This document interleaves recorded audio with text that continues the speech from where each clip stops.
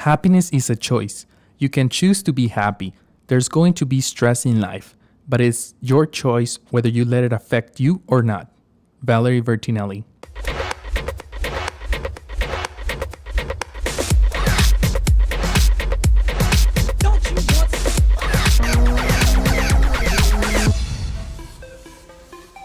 Hey hustlers, welcome to another episode of The Hustle Show. I'm very excited to have you here. My name is Christian and I am the host of The Hustle Show, where we have amazing, real, no filter conversations with successful entrepreneurs. On today's episode, we have the amazing story of Anne-Marie Faiola. It's an incredible and very inspirational story. I am super pumped to share this one with you because not only did we have fun, we had a blast, but we really connected as far as our vision and the message that we're trying to communicate to everybody out there of transparency and being honest and showing the behind the scenes and showing that, basically the nitty gritty of entrepreneurship and everything that she does. Anne-Marie is the founder of Brambleberry, and she is the author of Live Your Best Day Ever, an amazing book that I strongly suggest to get a copy. I already got my copy because I was so inspired by everything that she's doing and the way that and the messages she's trying to convey, which resonates with the Hustle Show because she's all about the behind the scenes, the nitty gritty, the passion about the journey, and she shares everything in the book. So I already got my copy and I'm very excited waiting for it. And remember that all the show notes and a way to connect with today's guest, you can find it at thehustleshow.co/TSH21. And you will find it, all the show notes for today's show. You will find the show notes for today's episode, the book club where we talk about entrepreneurial books, and we're constantly updating that for you, along with a lot of free stuff that we're constantly posting there. And before we jump into the call, it would really mean the world to me if you hit that subscribe button right now, because you will be helping a lot of other people to find the show. Because when you subscribe to the show, either on our Audio Experience podcast or on the YouTube channel, you are basically telling iTunes and YouTube that the show is worthy of your time, that you liked it, and for them to start showing it to other people so that other people can find it and can come for motivational success stories from hustlers, okay? So, hit that subscribe button right now, and let's jump in the call with Anne-Marie from brambleberry.com and the author of Live Your Best Day Ever. All right, hustlers. So on today's episode, we have Anne-Marie. Welcome, Anne. Thank you. I'm happy to be here. I am thrilled to have you here. I know a little bit about your story, and I know you just launched an amazing book that really resonates to what the Hustle Show is all about. So I'm super, I'm eager, and I'm very desperate to start digging into your story. I'm excited to start talking about it. So it looks like, your background is quite a bit of original, right? You were a correctional officer, and while you were trying to find that fulfillment of happiness in your life, which, to be honest with you, that's what the show is doing for me, right? Because I was always chasing success and money, and it felt so miserable. Days were so, it was a horrible situation.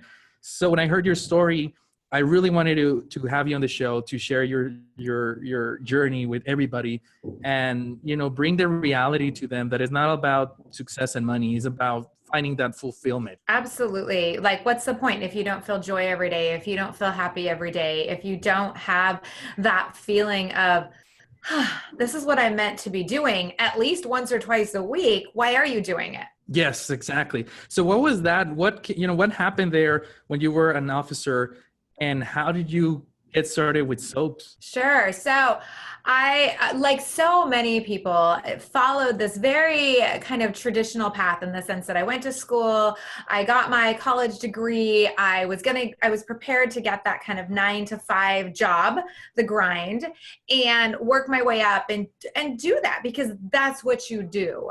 And my degree's in psychology with an emphasis in criminal justice. And I have always been so passionate about helping people. That's always been really something that's run very deeply in my core, something that was really focused on when I was growing up in my household. And so I decided that corrections and was a really strong place that I could help people while I was kind of working my way into my dream job of being the FBI. And so I started working right out of college at a medium security prison, and then I worked minimum security prison. And of course, I get into the prison system and it's nothing like I thought. The systemic hopelessness and the tide of poverty and the cycle of abuse that set people on their path to being in prison was something, as this young college grad, optimistic college grad, I felt so wholly unprepared for and so unable to help. And I taught the anger management classes and the victims awareness classes at a medium security prison.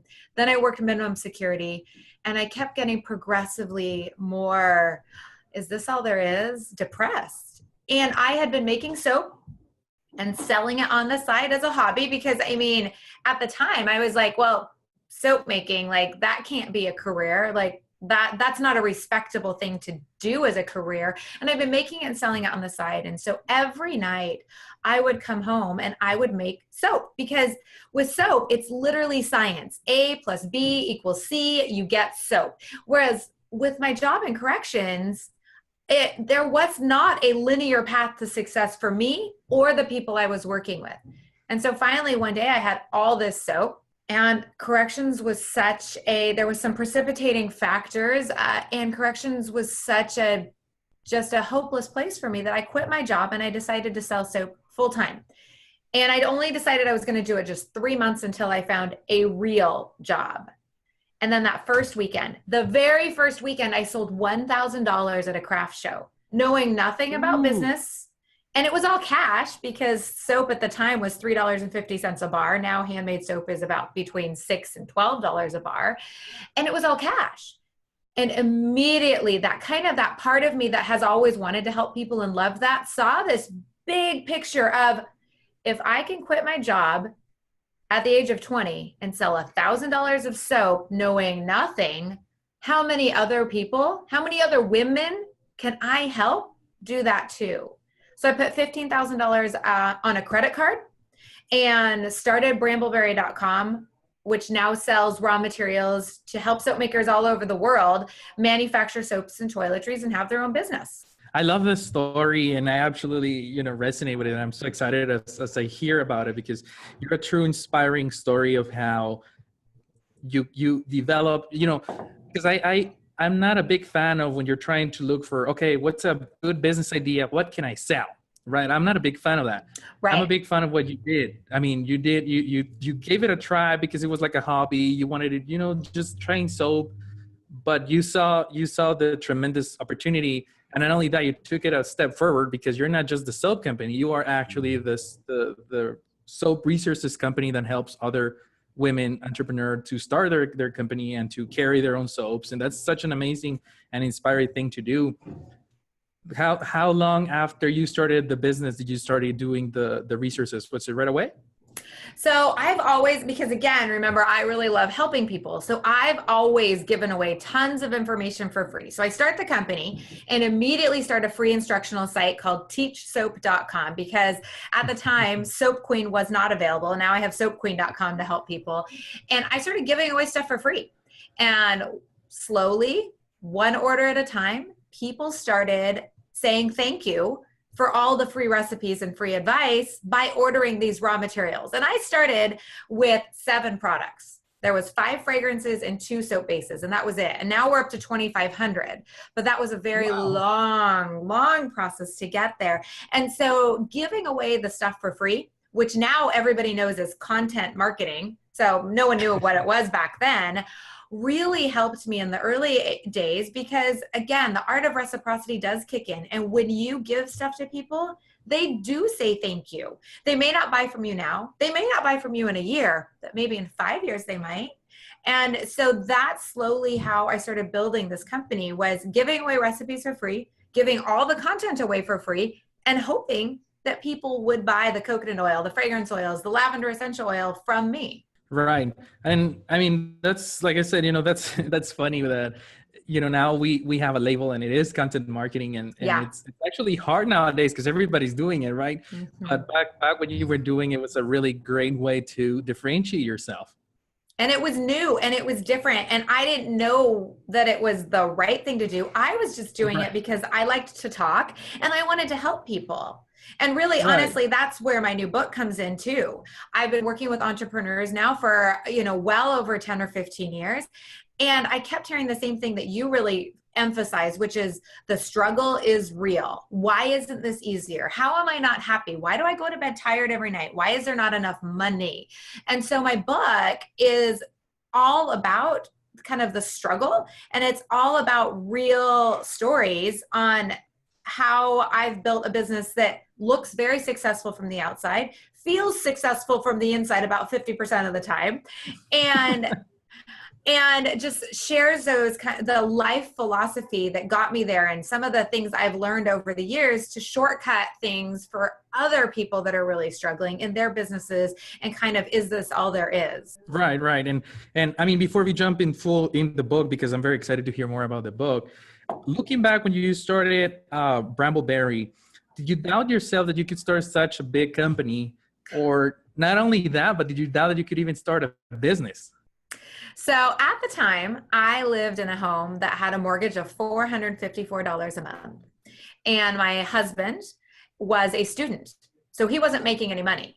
And so I thought to myself, all I need to do is sell 1,200 bars of soap per month in order to fund me and his living style, and then do this Brambleberry thing during the week.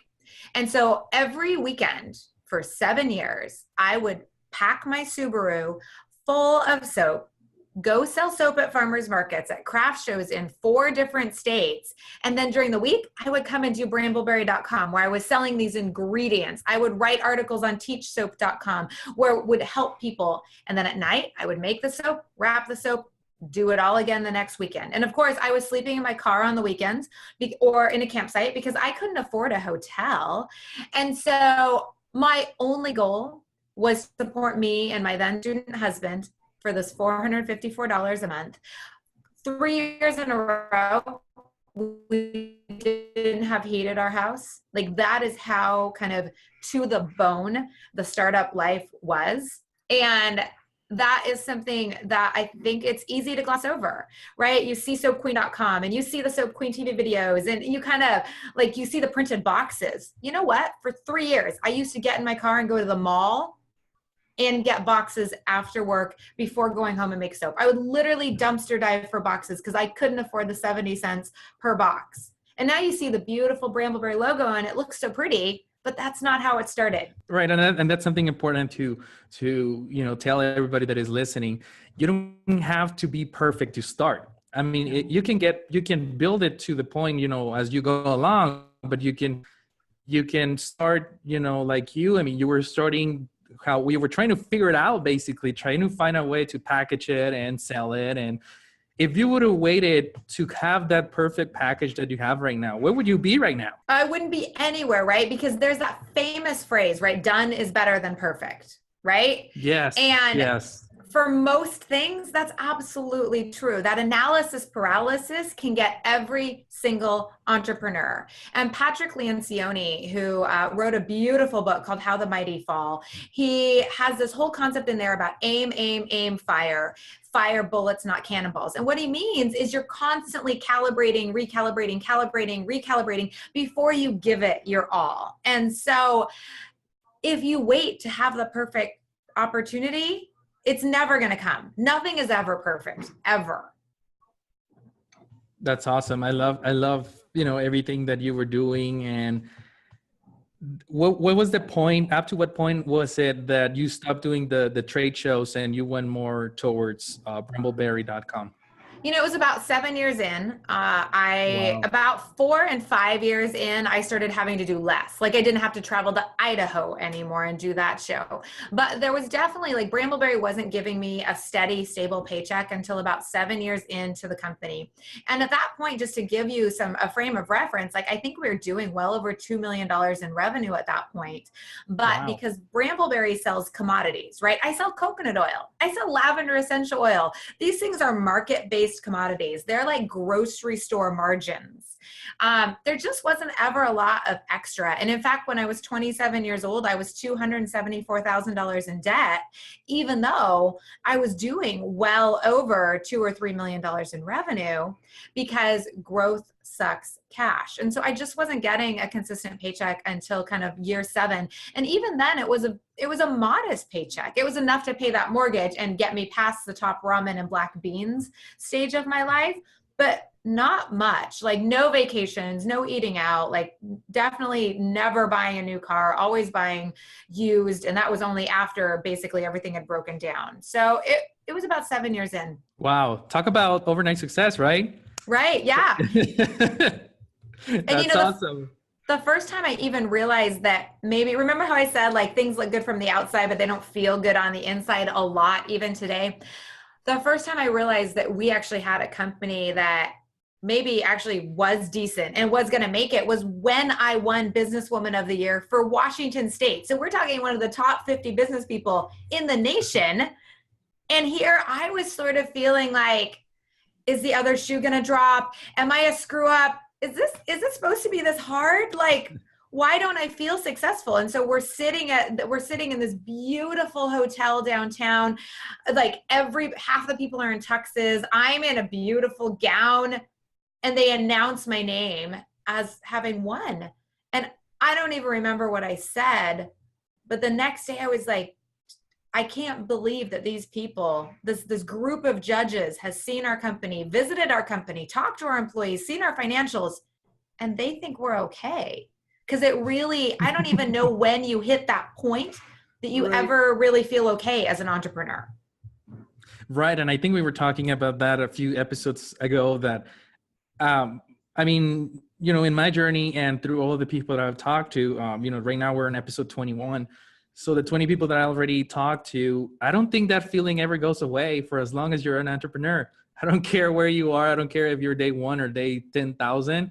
I still that gut feeling, that anxiety and the fear and the doubt, I think it never goes away, right?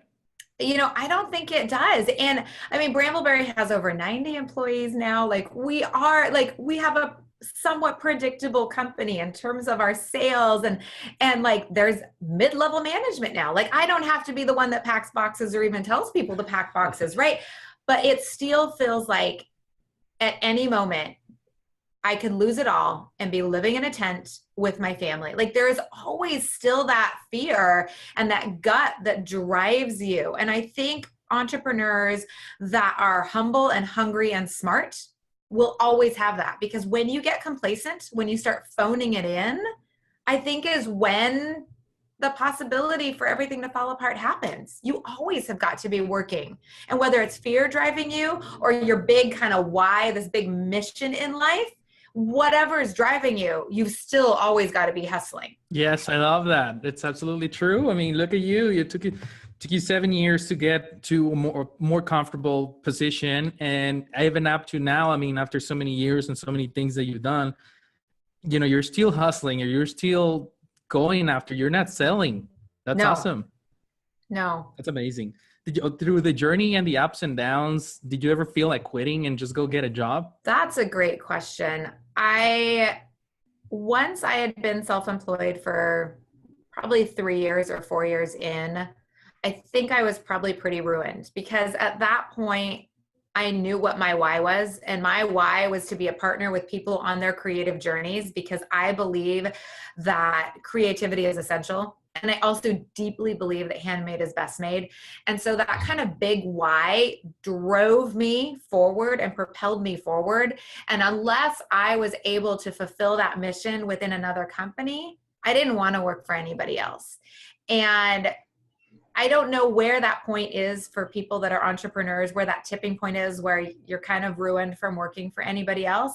But I think any entrepreneur that knows why they're doing it and is getting up every day and doing the grind and the hustle, I think eventually every single one of them hits that tipping point where they're like, what I'm doing right now is so valuable for the world, for my community, that I don't think I could do this anywhere else. So unless there was a bigger calling, I don't think I could do it anywhere else. Right. And I think you get to the point where, and like I said, we keep going back. It's not about the money, because I'm pretty positive that you could be, at the beginning of your business, you were probably making a lot more, as an officer.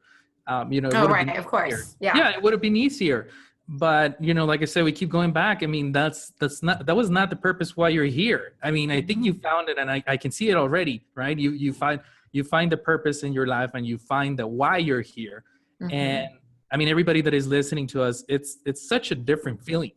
Like, I've never felt it before until this show, so I know the difference. Yeah, and some people I think also take a little bit longer to figure out what their why is, and that's okay too. My why has changed from like 20 years ago. It was, let's see, it was something around the love of the craft will always drive me. Profit will never be a motivating factor. And that was my why, the love of the craft when I first started. And then, of course, I find myself $274,000 in debt. And it turns out that caring about money is kind of important when you run a business. But so Right. your why can change too. And figuring it out, it's not an easy process. It is slow and arduous. And, like the Fire Starter Sessions by Danielle Laporte, 7 Habits for Highly Effective People, the Success Principles by Jack Canfield, of course, Best Day Ever book. All of those books have exercises in there to help you figure out what your why is if you're struggling. And your why will change as your circumstances and situation changes in your own life and in your own career path. Yes, I agree with that. So moving forward with your story, and Brambleberry became what it is today, and now you want to continue to give back to the community, and you started your book, Live Your Best Day Ever, which I'm super excited. I'm gonna have to go get a copy because I'm excited for that book. But how did that came into creation? How did that get all started? So I've been blogging at soapqueen.com for about 10 years now. And it's a lot of instructions, right? Soapqueen.com. Of course, it's a lot of instructions, but there's a section that has always been personal musing. So, hey, this is what's going on with me. This is how I'm feeling. And there's always been a section on business advice. And so really the Best Day Ever book, and I have a copy because I think it's so pretty. I Oh, that love is a how, pretty isn't book. that pretty? Yeah. Yes. Um, And let me the tell you something. I mean, you can see the branding on the book compare, that it goes along with Brambleberry. I love that. Thank you. Yeah, this is hand-drawn calligraphy. This Wow. right here, like branding and marketing is kind of like that's kind of where I love to do. So that's where that comes Yes. from. But so I've been writing these blogs at I'd been writing these blogs at soapqueen.com. And so this book is really just an extension of those blogs. I sat down about 2 years ago and started working on what would become the manuscript for the book. And it's all original content. None of it's republished from my blogs, but it does take the themes from my blogs and just really expands on them. And I wrote the book with that customer base in mind that I've been working with at Brambleberry, that kind of like, is this all there is? I'm really tired. I don't understand why I'm getting up and not feeling joy. I don't know how to get from here to there. I have all these plans, but I don't get anywhere. What's my problem? And so this book is really me standing on the shoulder of all those teachers and mentors that I've had over the years and writing down the things that I have learned, that I've taken away, bits and pieces, and writing them all down for how I live my life and how I run Brambleberry and how I have a family and how I don't lose my mind, my sanity, or my integrity trying to do that all. Right. And like I said, it's an amazing book. It sounds really, really a good read. So I'm definitely gonna get a copy. And that everybody that is, we're gonna make sure that we link this on the show notes too. Thank you. So everybody that is listening, just go get a copy. And I promise you, it's a really good book. And it'll be available at thehassleshell.co/TSH21. So, I mean, it looks like you've come a long way, and you truly have, your why has changed, but you were always going after figuring it out, right? It's not like something that is going to come your way just by sitting and waiting to figure it out. I mean, you went out and you were trying to figure out why are you here and what were you trying to achieve. And through the whole journey that you've been going through, what do you think is the one thing that helped you to get to where you are? What would be your secret to success? So, first of all, of course, there is no secret to success except to get up every day, do the grind. I And love it. I would say that there's two things that I think have really helped me in my kind of career path, this calling and building a business and a life that I love. And the two things are, one, that daily grind, doing the same 5 things over and over again every single day, even though they are boring and they are relentless. It is that traction that you get when you combine small incremental amounts of daily effort with the compound of time. That creates really great things. And I think that you look at people and you see their Instagram stories and they look like they're pretty, shiny, happy people, and you don't see the grind, right? You don't see them making tiny, small choices and habit stacking every day so that they're in there.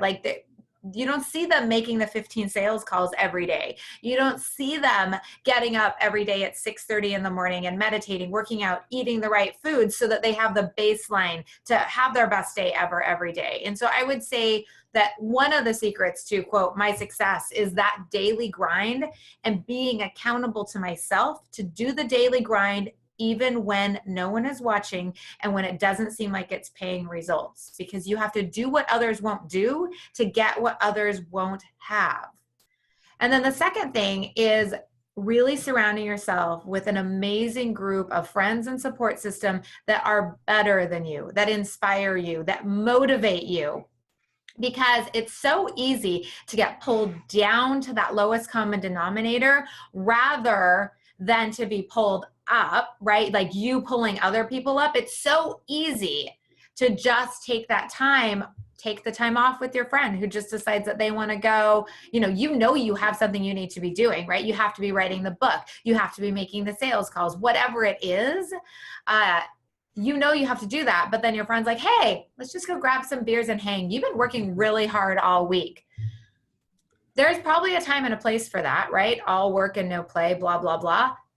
But when you're starting your business, that isn't the time to be letting off the gas pedal. And so surrounding yourself with like-minded business people and hustlers really does help, like, pull you along to that next level of success. Because when you look around and everybody else is working hard, it inspires you to work harder.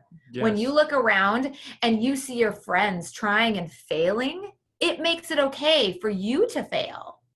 And so I really think that surrounding yourself with people you like, respect, and admire is a huge key to success that's often overlooked. I think it is there, it's overlooked big time, because it's very true that when you are surrounded with people that don't think the same way as you think, they don't understand their hustle and they don't understand their grind. So if you already work 10 hours in a day, for them, it's way too much. And it's like, yeah, let's go take a break. You've worked you worked all day already. Let's just go for a beer. When right. In reality, most of the times, including me, I usually work like 16 hours a day, and, I don't really have, friends to go out. I just kind of I can count them with one hand, but I try to surround myself with people that are way, ahead of me, that are just, pushing me, it's pushing me to keep going. So everybody that is listening, just surround yourself with people that are forcing you to step up the game. Absolutely. You want to be inspired by your friends. Like, I have one friend that I have been friends with him since he was a $5 million company and I was a $1 million company. Now he's 45. And it is so inspiring and exciting to see his climb and to see what he does. And you know what? He's in the office on Saturdays working. He doesn't have young children. I have young children. And so my weekends, when my children are awake, are family times. But you better believe that I am working at night, and I consider personal development to be working. So like this morning, for example, I got up early, I meditated. I'm on chapter 5 of the 48 Laws of Power by Robert Greene. So I read chapter 5 before my children got up. And then my children get up and I am focused on them until it's time for them to go to school or to camp or whatever they're doing. Then I go to work and it's focus.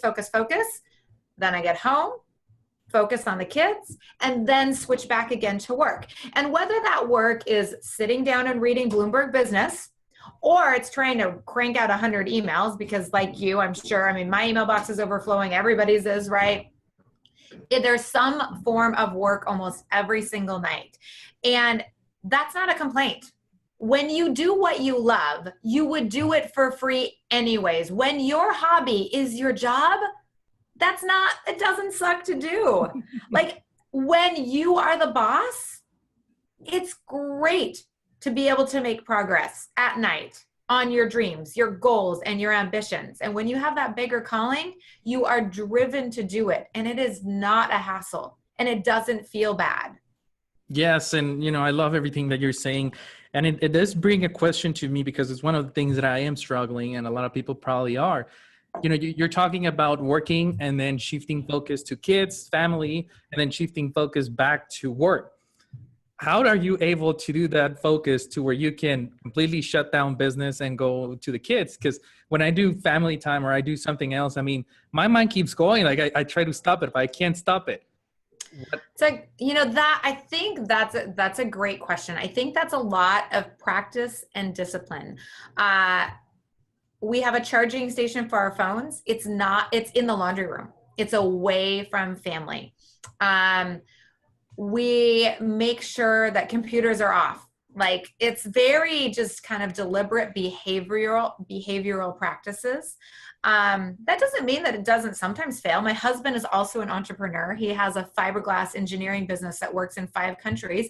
And this morning he had a 5 a.m. phone call and he came back home after the 5 a.m. phone call because family time is pretty sacred to us. So the kids got up and at 7 but the phone call was emotionally charged and a big business decision. So he sat there and he was telling me about the phone call and finally our 6-year-old is like, Daddy, you've been talking a lot. Can you quit talking about this? And he's like, I'm hungry. Can we have breakfast? So it's not perfect. Like it's never perfect, right? It's never balanced. It's more like a teeter-totter. Some weeks you are like up to here and you are so stressed out and you're feeling like you have no time and you're like, please, can you just put the kids to bed? I just need this extra hour. And other weeks you're down here and you're like, I can do everything. This is so easy. So it's not ever in balance. It's never in stasis. And people that try and make it sound like everything is easy and that things are not emotionally charged, I don't know, once a week, twice a week, I think they're lying to you.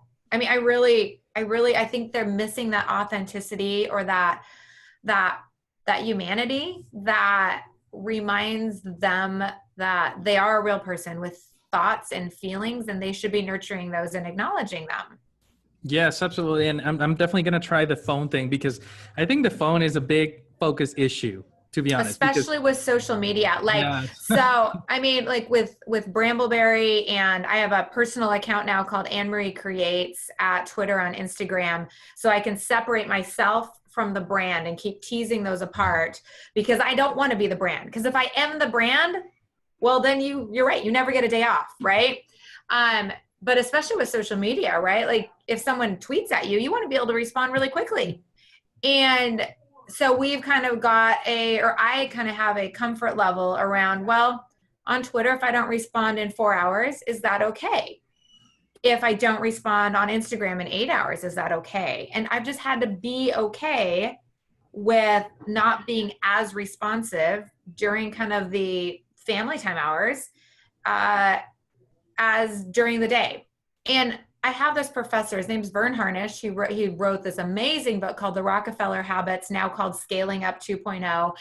And he told me when I went to school back at MIT for this entrepreneurial master's program he told me, and I didn't have kids, he said, Anne Marie, when you have kids, you will be a better boss and a better leader and you'll be more effective.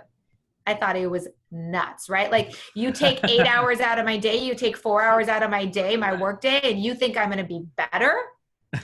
Turns out the second I had that first kid and I had to delegate more and actually start following the Tim Ferriss 4-hour work week practices, he's totally right. Like business almost doubled and tripled the next few years after the kids because I had to spread out my workload to people who were better at it than me. Like here I was holding so tightly to these things, and it turns out that other people could do some of these things better than me. And coming and being okay with that was another kind of big aha that allowed my business to grow and allowed me to kind of take that next leap into the next size.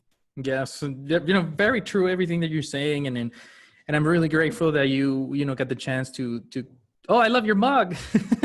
Best day ever. Best day ever. That's Yeah. gonna be my preaching now moving forward. Good.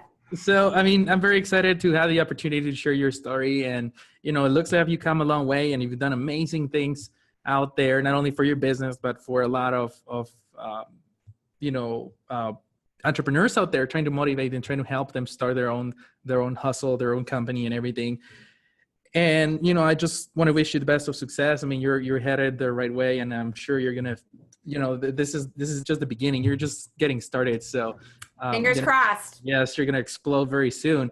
And, I want to change gears a little bit from your story to what I like to call the hassle round, where it's our little word game where I'm going to throw a word at you, and whatever first word pops in your mind, that's the one you're going to, say back to me. Sounds good? Okay. Yeah. All right, let's do it.